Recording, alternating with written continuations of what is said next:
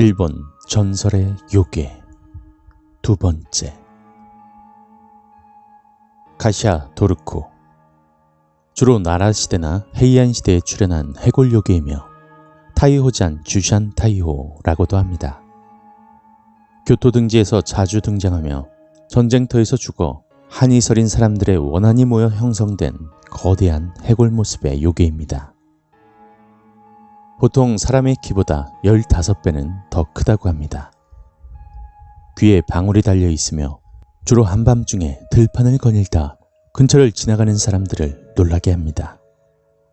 또한 사람을 붙잡아 머리를 뜯어버리므로 빨리 도망쳐야 되는데 가시아도르코의 귀에 달린 방울 소리를 듣고 미리 도망가면 가시아도르코에게서 벗어날 수 있기도 합니다. 이렇게 나쁜 짓을 하는 요괴이지만 들판에 버려진 해골들을 수습해 공양해주는 등 자신의 원한을 풀어주는 행동을 하면 그 사람이 전혀 모르는 사람이라도 위급한 상황에서 구해주거나 금이 묻힌 장소를 알려주는 등 도움을 주기도 한다는 이야기도 있습니다. 바케 다누키. 바케 다누키는 일본의 요괴 중에 대표격이라고 할 수 있는 너구리 요괴를 가리킵니다. 보통의 너구리 모양의 요괴들은 다 이 분류에 들어간다고 할 수 있습니다. 너구리는 금의 정령이라고 여겨졌으며 금이 재생을 의미하는 광물이기 때문에 재생의 정령이란 의미도 있습니다. 하지만 이보다는 변신 능력이 가장 트레이드 마크죠. 나뭇잎을 머리 위에 올린 뒤 제주 넘기를 하면서 온갖 것으로 변신이 가능하다고 합니다. 변신술에 능한 여우 요괴와도 라이벌 관계라고 합니다. 보통은 너구리보다 여우가 더 변신에 능숙한 것으로 나오지만 반대로 여우는 7가지의 변신, 너구리는 8가지의 변신이라는 이야기도 있습니다. 누리카베. 우리말로 진흙벽이라고 불리는 요괴입니다. 졸린 눈을 하고 있는 커다란 벽의 형상을 하고 있으며 어두운 밤에 길을 걸어가고 있으면 돌연 앞에 나타나서 길을 가로막는 요괴로서 옆으로 지나가려고 하면 끝없이 이어진 탓에 아무리 노력해도 지나갈 수 없다고 합니다. 퇴치법은 마음을 가라앉히고 벽의 아랫부분을 지팡이로 치게 되면 간단한 방법인데요. 이마저도 당황해서 윗부분을 쳐버리면 벽이 없어지지 않고 더 이상 꼼짝하지 않는다고 합니다. 우부메.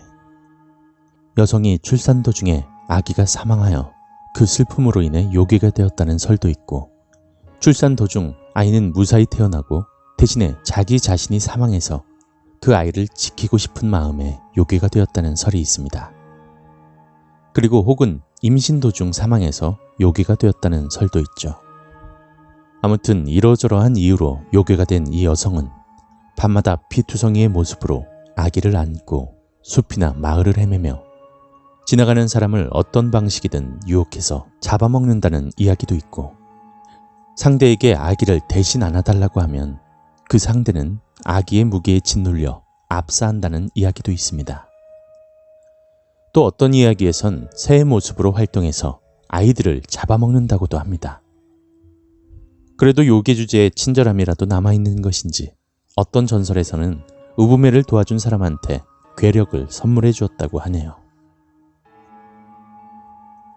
케우케겐. 검은 털의 말티즈처럼 생긴 요괴로서 나타나는 것이 매우 희귀해 희유희연이라고도 합니다. 일본의 괴담 연구가인 무라카미 켄지에 따르면 케우케겐은 역병을 퍼뜨리는 역병신의 일종으로 툇마루의 아래나 저택의 물 항아리 근처에서 서식하며 이 요괴가 아주 눌러 살면 그 집에서 병자가 나온다고 합니다. 이타모멘. 약 11m 정도의 하얀 무명천의 모습을 하고 있습니다. 한밤중에 길을 걷고 있는 사람이 있으면 어디선가 날아와 그 사람의 목이나 몸을 죄어 공격한다고 하는데요. 가고시마 현의 다카야마 지방에선 이 이타모멘에 희생된 사람이 있다고 합니다. 생물 같진 않지만 이타모멘에게 공격을 받은 한 무사가 칼로 베자 피가 나왔다는 이야기로 미루어 생물일지도 모르겠네요. 중국의 구주 3개 중에 하나가 이 이탄모멘과 생김새나 사람을 습격하는 방식이 매우 흡사합니다. 이바라키 도지. 이바라키 도지는 지금의 일본 교토와 단바 노쿠니 국경에 오해산에 살았다고 전하는 귀신 중의 하나이며 유명한 일본 3대 악귀 중의 하나인 슈텐 도지의 부하였습니다. 현재 생존해 있다면 대략 5,000살가량으로 슈텐 도지와 비슷합니다. 탄생 설화에 대해서도 여러 가지가 있는데요. 에치고 노쿠니, 코시군의 산속에 있는 카루이자와 태생이라고도 전해지고 세츠 노쿠니의 부마츠 노사토 또는 미즈오 출신이라는 설도 있습니다.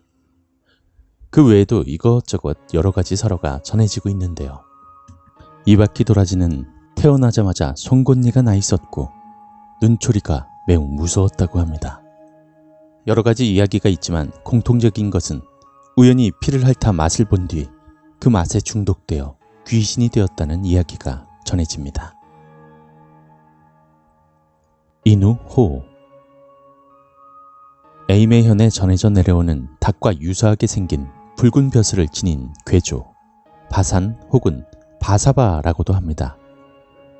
낮에는 대나무 숲 속에서 바스락바스락 소리만 낼 뿐 모습을 드러내지 않으며 밤이 되면 민가로 내려옵니다. 입에서 불을 내뿜는데 그 불은 뜨겁지는 않다고 합니다.